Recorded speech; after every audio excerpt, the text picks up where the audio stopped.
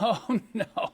What could be wrong? I really don't need another project today, but a couple days ago I brought my 300 SEL 4.5 in the shop. It was running okay, and today it won't start.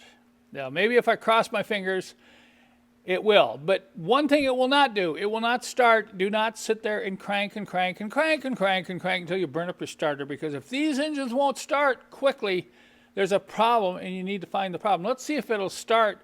I tried an hour ago, and what we got here is it like maybe something happened to the fuel pump. All right, let's see.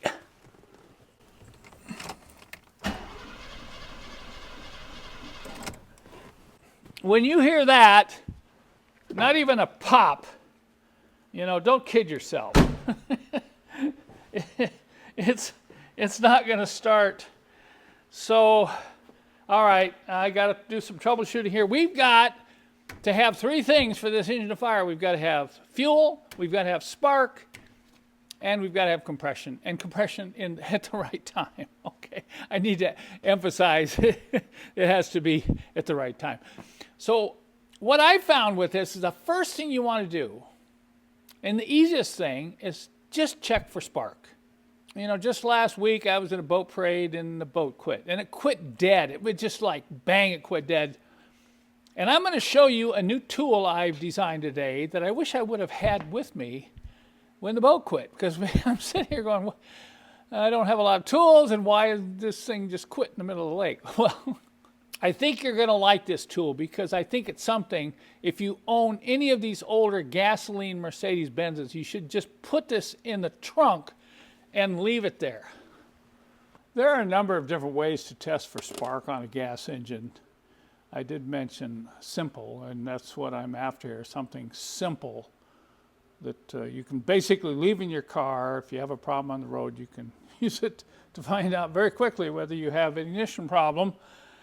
And there are a number of these floating all over the internet, inexpensive. They're called spark testers. And the principle is pretty simple.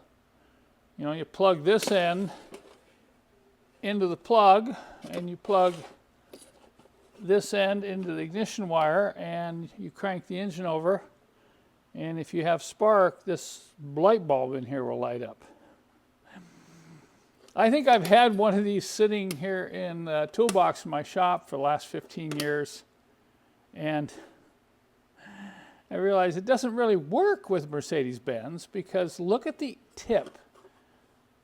Now, I'm sure there's something out there that's specific, but most all of these are universal like this. They're not designed to plug in to Mercedes ignition leads, because Mercedes ignition leads go into the threads on the end of the plug. So when you get a plug like this and you install it in your Mercedes, you have to take this cap off. And you notice if you try to plug this in, it doesn't stay on either.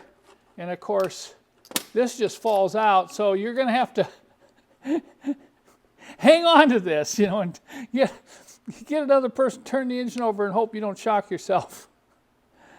So finally, believe it or not, today I thought, I got to get this to work, because, my 4.5 won't start, and I need to quickly test if it's a spark issue. Maybe it's the trigger points. Maybe it's the computer. Oh, dear. So I realized, look, if I could get this to match this, then that would plug into the ignition lead. And on this end, granted, you don't have this cap, but it's still going to go on there and get close enough to give you an indication of spark. Remember, you're not interested in how strong a spark or, how big a gap it's going to jump here. You're just interested to make sure there is spark, and you can eliminate that as a potential problem. So if you have one of these little caps, you can put it on. I mean, if you really want a super tight fit, you just get one of these old caps, if you have laying around, screw it on your plug, and then shove that on there. So, that's solved. But here, So I went back in the machine shop and said, Jerson, come up with a solution here. We want this fixed. So look what he came up with. A revision to the tip. Now we've designed this so it'll still work with the other style ignition leads, but now this will go in and clip in just like that, just like the spark plug, so it won't fall out. And then of course this end we can put right on the plug. So I'm going to take this newly designed spark tester over to the 4.5 and we're going to put it to the test. Hooking up this test light is pretty simple. You want to go around your V8 engine and find one of the spark plug leads that's most readily accessible. Remember, it doesn't matter which lead you hook this tester up to. I'm going to take this forward one off here. I'm not going to use the little screw cap. I'm going to include one of those with the tester. You can use it if you have some concern you're not getting a good contact. But I will take this end with the rubber and push it right down all the way on to the plug, and then I'm going to take the wire and just push it right in here until it clicks. Okay, we have a good connection. Now, if you have somebody that could turn the car over with the key, it's pretty hard to see it from in the car. You know, if you want to take the time to hook up a remote starting switch, but usually just grab somebody to get in the car and turn it over, and let's see what happens. All right, I got a good view on that lamp now. Let's go ahead and crank it over. Yep. Look at that light. Look at it flash. Okay, that's good. All right.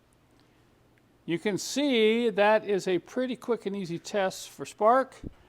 Now, it doesn't tell you if it's sparking at the right time. This has nothing to do with timing. You may have a timing issue, but I do know I have spark, so I'm going to leave it at that, and I'm going to move on to fuel.